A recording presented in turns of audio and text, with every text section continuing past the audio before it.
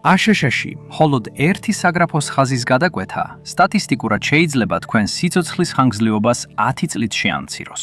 ზოგიერთ საგრაფოში საშუალო ადამიანი 68 წლამდე ვერ ცოცხლობს, რაც უფრო დაბალია ვიდრე სუბსაჰარული აფრიკის ზოგიერთ ნაწილში. ხოლო სიცოცხლესა და სიკვდილს შორის სხვაობა ხშირად ერთ რამეზეა დამოკიდებული.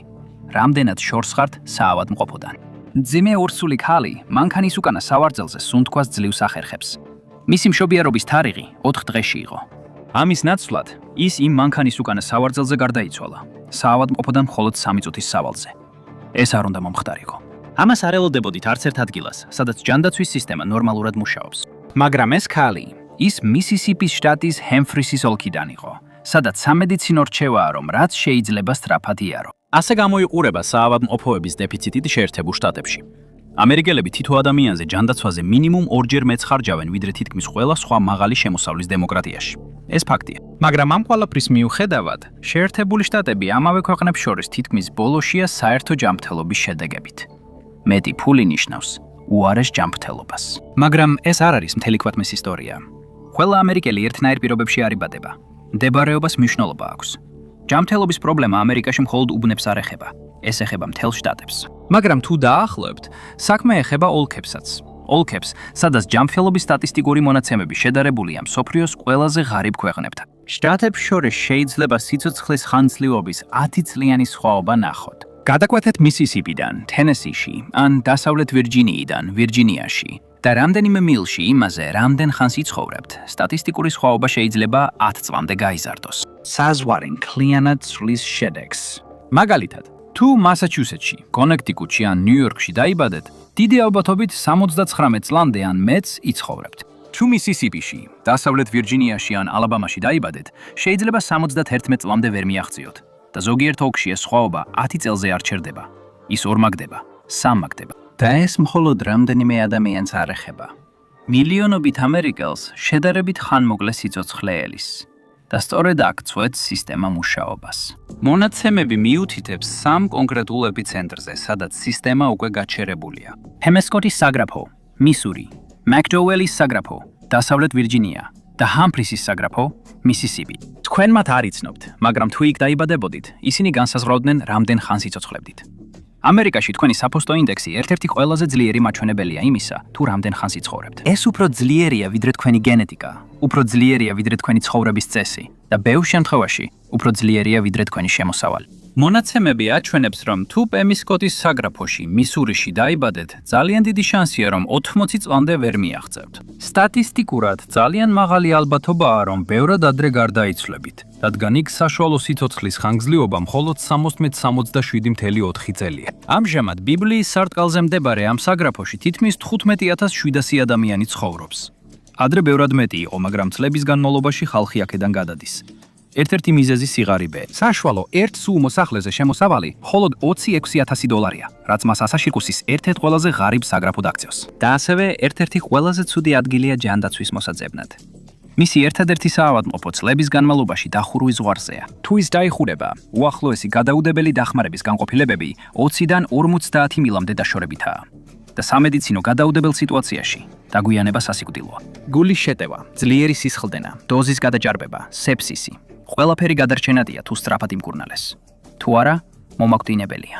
და თუ ქრონიკული დაავადება გააქვს, რეგულარული მკურნალობის მიღება შეიძლება რთული იყოს. პაციენტისა და პირველადი ჯანდაცვის ექიმის თანაფარდობაა 2500-დან 1-ზე, რაც თითქმის 2-ჯერ მეტია ვიდრე აშშ-ის საშუალო მაჩვენებელი. აშშ-ის ექიმების 80%-ზე მეტი ურბანულ ტერიტორიებზე მუშაობს.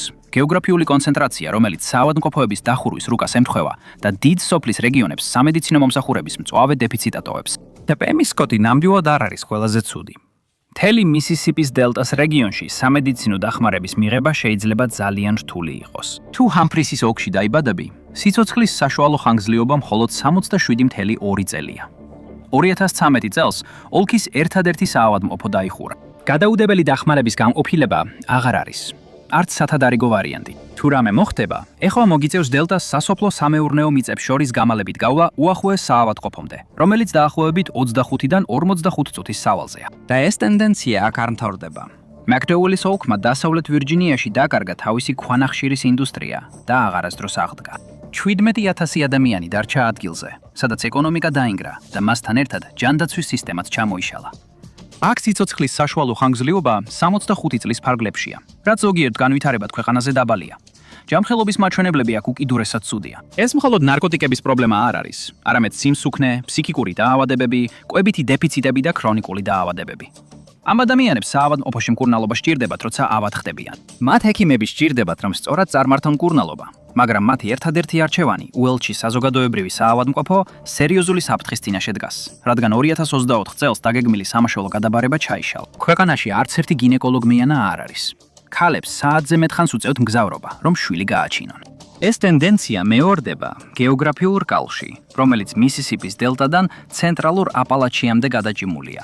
დერეფანში, სადაც სიცოცხლის ხანგრძლივობის რუკები თითქმის სრულად ემთხვევა საავადმყოფოების დახურვის რუკებს. იგივე მდგომარეობაა მილიონობით ადამიანისთვის, რომლებიც სამხრეთის სოფლის რეგიონებში არიან გაფანტულნი და ახლა მომავალს უყურებენ, სადაც მათი ერთადერთი ადგილობრივი საავადმყოფო გადაშენების ზღვარზეა. მთელი შეერთებული შტატების მასშტაბით სულ დაახლოებით 2000 სოფლის საავადმყოფოა. ეს ნიშნავს, რომ სისტემის თითქმის მესამედი ან უკვე აღარ არსებობს, ან გადაშენების ზღვარზეა. განსაკუთრებით მისისიპის დელტაში, ცენტრალურ აპალაჩიაში, ტეხასის საზღვარსპირა რეგიონებში და დიდი ვაკეების ზოგიერთ ნაწილში. და როდესაც ისინი იხურება, სამხრეთის სოფლის რეგიონებში სიცოცხლის შოკის მომგრელი საშუალო ხანგრძლივობა სავარაუდოდ კიდევ უფრო შემცირდება.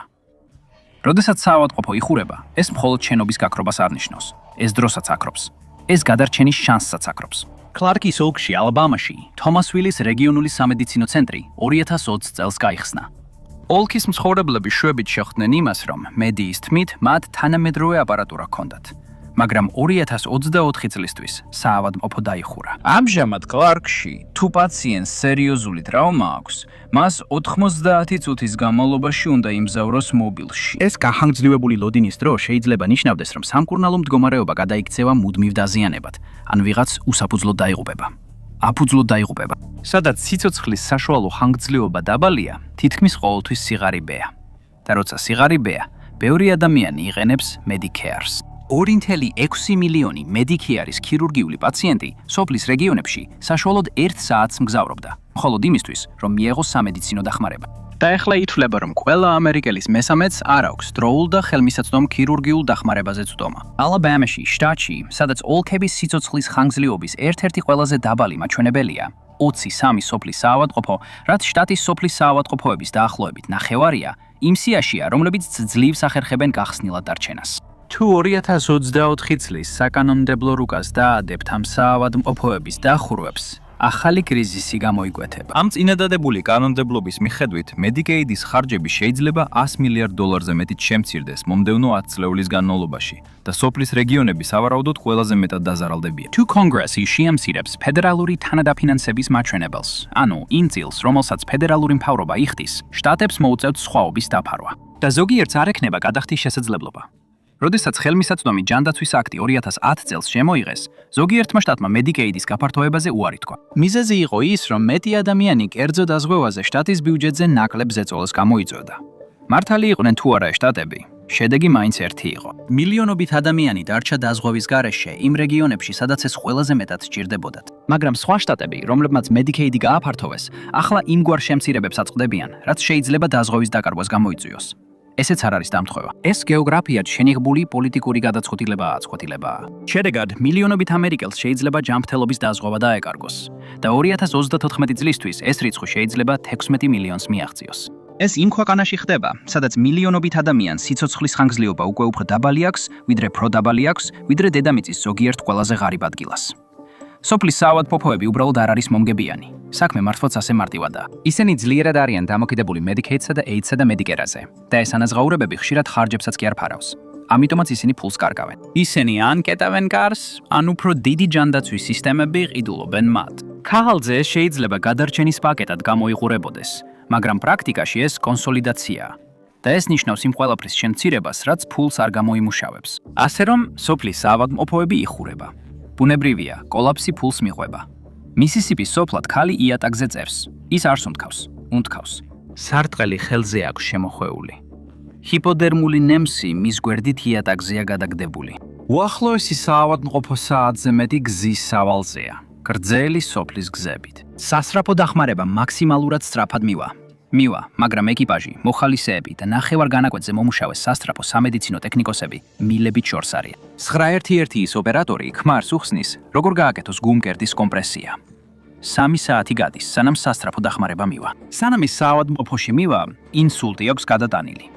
დაბლოკვა იმდენ ხანს იყო, რომ მილიონობით ტვინის უჯრედი უკვე დაკარგულია. აღარაფერი.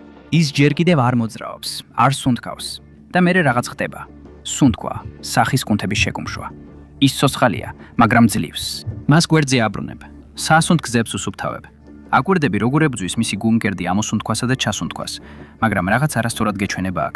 რთულია ახსნა, მაგრამ მისი სახე უცნაურად გამოიყურება. ჩამოშვებულია, სუსტი. ინსულტის სარტყვის ოლქებში ინსულტით სიკვდილიანობა 100,000 მოსახლეზე 40%-ით მაღალია, ვიდრე ქვეყნის საშუალო მაჩვენებელია.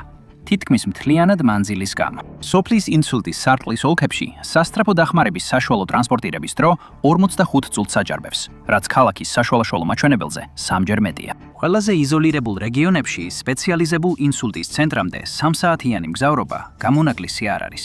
ეს არის რეალობა. სასტრაფო დახმარების თანამშრომლები ქაოს ჟანგბადის ნიღაბს უკეთებენ, მის სიცოცხლისთვის მნიშვნელოვან ნიშნებს ამოწმებენ და თქვენ გისვამენ კითხვებს, სანამ მას საკაცეზე გადააწვენენ. სასტრაფო დახმარების მანქანის უკანა ნაწილში მას მონიტორზე აერთებენ. ელექტროკარდიოგრამა ქაღალდის ზოლზე იბეჭდება. ზუსტად ვერ ამბობენ რა სჭირს, მაგრამ მდგომარეობა კარგად არ გამოიყურება. ადგილობრივი სამედიცინო კლინიკა რჩება. აქ მის სტაბილიზებას შეძლებენ, მაგრამ მას რაც შეიძლება მალე მთავარი საავადმყოფოში გადაყვანა დასჭირდება. ეს კიდევ 1 საათის სავალია. ის გადარჩა და მისი მდგომარეობა სტაბილურია, მაგრამ ეს მხოლოდ დასაწყისია. კომპიუტერული ტომოგრაფიის შედეგები აჩვენებს, რომ მას ინსულტი ჰქონდა. მაგნიტურ-რეზონანსული ტომოგრაფია ბლოკირებას აჩვენებს. მას მედიკამენტები, მონიტორინგი და რეაბილიტაცია დასჭირდება. გადის დღეები, კვირები. მას აქვს მეხსიერების პრობლემები, დაღლილობა, სისუსტე სხეულის ერთ მხარეს. მედიკამენტები და რეაბილიტაცია დაეხმარება, მაგრამ არანაირი გარანტია არ არსებობს, რომ ის სრულად გამოჯამთელდება. და ეს უკვე ძალიან ძვირიჯდება. ის სანდაზღვევო დაფარვის გარეშე დარჩა. გადასახადი მის თავზეა. მხოლოდ სასტრაფო დახმარების მანქანით გადაყვანა $1000-ზე მეტი დაჯდა. სასტრაფო განყოფილებაში ვიზიტები, გამოკვლევები, საწოლი, მედიკამენტები. ეს კიდევ $10,000-ობით. და ეხლა რეაბილიტაცია, რაც დასჭირდება, ფიზიკური თერაპია, შემდგომი ვიზიტები, ეს იმაზე მეტი ფულია, ვიდრე ოდესმე შეძლებდა გამოემუშავებინა. განსაკუთრებით ახლა, როცა გონება დაბინდული აქვს და კონცენტრაციაც უჭირს. ექიმმა უთხრა, რომ საავადმყოფოში უფრო ადრე მისვლას შეიძლებოდა შედეგი შეეცვალა. სოფლის ინსულტის ზონის ოლქებში სასტრაფო დახმარების საშუალო ტრანსპორტირების დრო 45 წუთს აჯარბებს. ისევ, ეს ქალაქის საშუალო მაჩვენებელზე საშვერ მეტია და ინსულტის შემთხვევაში დრო გადამწყვეტია. ყოველი წუთი მკურნალობის გარეშე დაახლოებით 1,9 მილიონი ტვინის უჯრედის დაკარგვას ნიშნავს. ეს ასახავს რეალობას ამერიკის სოფლად მცხოვრები მჭრიორები ბევრი ადამიანისთვის. მისისიპი მდებარეობს ეგრეთ წოდებულ ინსულტის სარტყელში. სამხრეთ-აღმოსავლეთის სხვა შტატებთან ერთად. ყველაფერი გამოწვეულია პირდაპირ ან არაპირდაპირ. დაბალი სოციალურ-ეკონომიკური სტატუსის, ცუდი კვების, სიმსუქნისა და ჰიპერტენზიის კომბინაციით. და როცა ჯანდაცვაზე ცუდო რთულია, პატარა პრობლემები სწრაფად შეიძლება დიდ პრობლემებ გადაიქცეს. თუ ადამიანებს ექნებოდათ ცდომა პირველად ჯანდაცვაზე და არ დაეყრდნობოდნენ ძვირადღირებულ გადაუდებელ მედიცინას, მაშინ როცა მდგომარეობა უკვე დამძიმებულია, ისინი შესაძლოა საერთოდ არ გახდნენ ასე მძიმე დავად. ამჟამინდელ სისტემაში, სადაც მკურნალობა პრევენციაზე წინ დგას, სადაზღვევო კომპანიები იგებენ. ფარმაცევტული კომპანიებიც იგებენ, მაგრამ ხალხი წაგებულია. პრევენცია შეძლებდა ამერიკის ჯანდაცვის კრიზისის დიდი ნაწილის გადაჭრას. უამრავი სიცოცხლე შეიძლება გადარჩენილიყო მანამდე, სანამ მათი ცხოვრება საერთოდ დაიშლებოდა. საქმე ისაა, რომ ამერიკაში ჯანდაცვა მხოლოდ ზრუნვა არ არის. ეს არის სტიმულები, ლობირება, ძალაუფლება. რომბირება ძალაუფლება, რომელიც წყვეტს, რა გახდება პრიორიტეტული და რა დარჩება უყურადღებოდ. და ამ სისტემაში ყველაფერს ფული და მოგება წყვეტს. შედეგი თითქმის აუტანელია, თუ საკმარისად დიდ ხანს დაფიქრდები ამაზე. ადამიანები ნაადრევად იღუპებიან იმ მიზეზებით, რაც შეიძლებოდა თავიდან აეცილებინათ. დაავადებებით, რომლებიც უნდა აღმოეჩინათ, სიცოცხლეებით, რომლებიც უნდა დაეცვათ, მაგრამ ასე არ მოხდა. თუნდაც მსოფლიოში ყველაზე განვითარებული სამედიცინო ტექნოლოგიებით, სისტემა მაინც ვერ იცავს მასში მყოფ ადამიანებს. სადაც დაიბადები, არ უნდა განსაზღვრავდეს რამდენ ხანს იცოცხლებ. მაგრამ მილიონობით ადამიანისთვის ეს ასეა. ჩვენ მაინც გვჯერა, რომ მაღალ განვითარებულ ქვეყანაში ცხოვრება ასეთ რამეს არ უნდა ნიშნავდეს. 2030 წლისთვის პროგნოზები მიუთითებს, რომ კიდევ 700-მდე სოფლის საავადმყოფო დაიხურება. უკვე არსებობს ოლქები მისისიპისა და დასავლეთ ვირჯინიაში, სადაც არც ერთი მოქმედი ექიმი არ არის. არც ერთი. რუკა უბრალოდ კი არ უარესდება. ზოგიერთ ადგილას რუკა უკვე ცარიელია. ორსული ქალი, რომელიც საავადმყოფოდან 3 წუთის სავალზე გარდაიცვალა, მაგალითია იმისა, თუ როგორ უმტყუნა მას აშშ-ის გეოგრაფია. ყველაზე შემაშფოთებელი ის არის, თუ რამდენად მარტივად შეგვიძლია ვიცხოვროთ ისეთ სისტემაში, რომელიც წყვეტს, ვინ მიიღებს მედროს და ვინ არა. გმადლობთ, რომ დღეს შემომიერთდით. იმედი მაქვს ვიდეო მოგეწონათ. თუ გსურთ მეტი მსგავსი ნახვა, ვიდეოს ნახვა გთხოვთ გამოიწეროთ არხი და ჩართოთ შეტყობინებები. ეს ნამდვილად მნიშვნელოვანია. კიდევ ერთხელ გმადლობთ და მომავალ შეხვედრამდე Map Packs-ზე.